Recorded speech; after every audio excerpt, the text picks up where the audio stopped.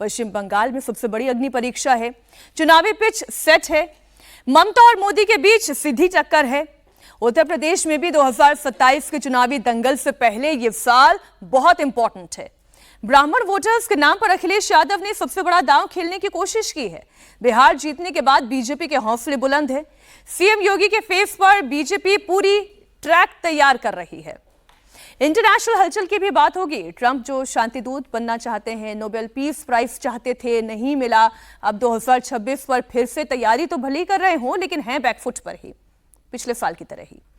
Putin का नया target क्या है? चीन ने ताइवान को लेकर क्लियर कट स्टैंड कैसे ले लिया? पाकिस्तान को जड़ से उखाड़ फेंकने की चुनौती उसी की कंट्री में उन्हें कैसे मिल रही है? बलोच नेता मीर यार बलोच ने भारत के विदेश मंत्री को ओपन लेटर लिखा है। इसमें टेरर के खिलाफ एक्शन और पाकिस्तान के खिलाफ बलूचिस्तान की स्ट्रैटेजी और सीपीएफसी कॉरिडोर को लेकर बड़ी चेतावनी है। देश से लेकर दुनिया की हर खबर पर हमारी नजर रहेगी, लेकिन बात सबसे पहले आज महाराष्ट्र की कर रहे हैं। बीएमसी चुनाव से पहले महाराष्ट्र में सियासी हलचल बढ़ गई है। राज ठाकरे के बेटे अमित ठाकरे आज पहली बार सेना भवन पहुंच रहे हैं। आदित्य ठाकरे से मुलाकात होगी और इसके बाद शिवसेना, यूबीटी और एमएनएफ के उम्मीदवारों से मुलाकात भी होगी, उनका मार्गदर्शन भी होगा। इससे पहले कल उद्धव ठाकरे और आदित्य ठाकरे राज ठाकरे से उनके निवास स्थान शिवतीर्थ पहुंचे, वहां पर यह मुलाकात हुई। इस दौरान मैनिफेस्टो से लेकर साझा रैलियों की तैयारी और चुनावी रणनीति पर चर्चा हुई। बीएमसी चुनाव को लेकर उद्धव और राज ठाकरे 5 जनवरी को पहली साझा रैली करने जा रहे हैं। दोनों मुंबई में 3 रैलियों को एक साथ संबोधित करेंगे और उसके बाद फिर कल्याण डोंबिवली में 2 और रैली होगी।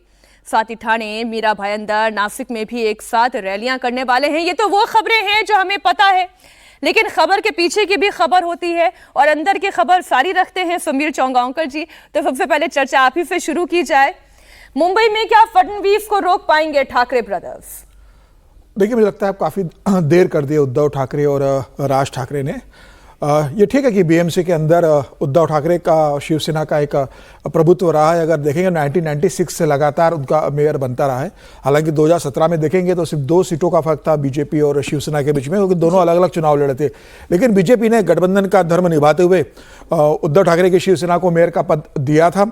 उसके पहले भी छगन भुजबल 92 में महाराष्ट्र बीएमसी के अंदर मेयर रहे थे। अब लेकिन जो कहते हैं ना कि बंबई के समुद्र से बहुत पानी बह गया है। मातोश्री जो हिंदुत्व के कारण कट्टर मराठी और कट्टर हिंदुत्व के लिए जानी जाती थी बाला साहेब ठाकरे की, उद्धव ठाकरे ने उससे पूरी तरीके से किनारे कर लिया है। राज ठाकरे का सबसे बड़ा डर क्या है? उद्धव ठाकरे का सबसे बड़ा डर क्या है? देखिए, राज ठाकरे के पास तो खोने के लिए कुछ नहीं। अगर आप देखेंगे तो राज ठाकरे को लगा था जब वो मातोश्री से अलग हुए थे 2006 में, 5 और 6 में, जब उन्होंने अलग महाराष्ट्र नवनिर्माण सेना का गठन किया था, तब तो बाला साहेब ठाकरे जिंदा थे और उनके रहते वो मातोश्री छोड़कर आए थे। उस समय लगा था कि राज ठाकरे कुछ बेहतर करेंगे और 2009 के चुनाव में उन्होंने किया और उतना बेहतर किया था कि 6 जो लोकसभा सीटें आती है मुंबई से, उसमें से एक भी सीट उद्धव ठाकरे की शिवसेना जीत नहीं पाई थी उनके कारण। और उसके बाद लगा था कि महाराष्ट्र नवनिर्माण सेना अपने पैरों पे खड़ी होगी।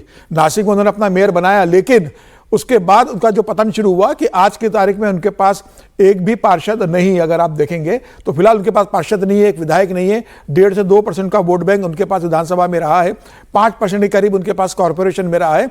अब डूबते को तिनके का सहारा है। उद्धव ठाकरे जानते हैं कि जब से वो भारतीय जनता पार्टी से अलग हुए, लोकसभा में ठीक प्रदर्शन किया, लेकिन विधानसभा में जिस तरीके से ये महाविकास आघाड़ी बुरी तरह से हारी, तो अब उद्धव ठाकरे को लग रहा है कि अगर बीएमसी हमारे हाथ से निकल गई, जो 25 साल से हमारे कब्जे में रही है, 25-27 साल तक, अगर वो निकल गई तो सबसे पैसे वाली है, सारी रसद वहीं से मिलती है। उद्धव ठाकरे के जितने शाखा प्रमुख सारा सब वहाँ ठेकेदारी करते हैं। वो 60-70 हज़ार करोड़ का जिसका बजट है, उस पर लंबे समय से राज करते हैं। और उद्धव ठाकरे जानते हैं कि अगर बीएमसी मेरे हाथ से निकल गई तो सिर्फ एक सत्ता की चाबी, पैसे वाले बीएमसी की चाबी हाथ से नहीं जाएगी।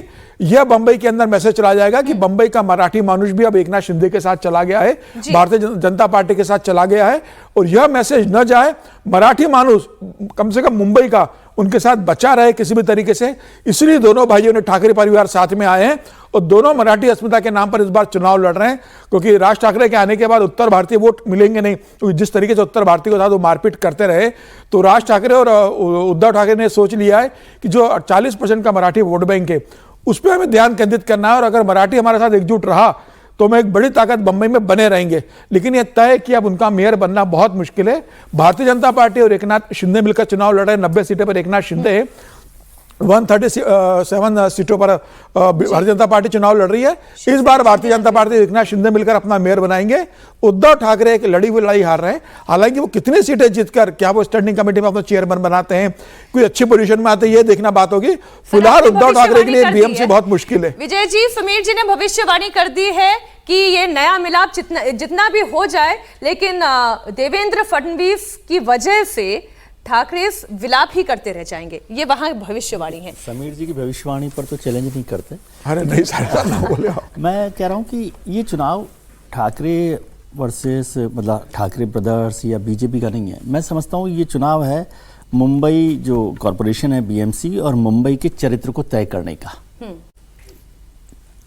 समझे कि क्या मुंबई सिर्फ मराठियों की है या पूरे हिंदुस्तान की है। वहाँ पर उत्तर भारत के लोग, बिहार के लोग, उत्तर प्रदेश के लोग, राजस्थान के लोग, फिर दक्षिण भारत के लोग भी, तमिलनाडु के लोग हैं, केरल के लोग हैं। पश्चिम भारत में यदि देखें तो मतलब गुजरात से जुड़ा हुआ, महाराष्ट्र से जुड़ा हुआ गुजरात है, वो सब लोग हैं। तो क्या उन सब की बीएमसी बनने वाली है या मराठी मानुस जिसका 40% वोट है और 63-65 सीटें हैं वहाँ पर मराठी डोमिनेंस की, तो उसको, तो ये बड़ा चरित्र तय करेगा। और चरित्र केवल 70,000 करोड़ का या मुंबई की सड़कों को ठीक करने का नहीं है, मुंबई के चरित्र को ठीक करने का है कि क्या फिर से यदि मराठी मानुस वहाँ पर, मराठी मानुस को आमतौर पर सोसाइटी के तौर पर नहीं कह रहा हूँ, उद्धव ठाकरे और राज ठाकरे के तौर पर कह रहा हूँ, तो क्या वो वहाँ आकर जो मराठियों के अलावा गैर मराठी लोग हैं उनका जीना मुश्किल करेंगे? क्या उनकी चिंता नहीं करेंगे? क्या उनको फिर से पिटाई की जाएगी? ये सारे सवाल भी इसके साथ जुड़े हुए हैं।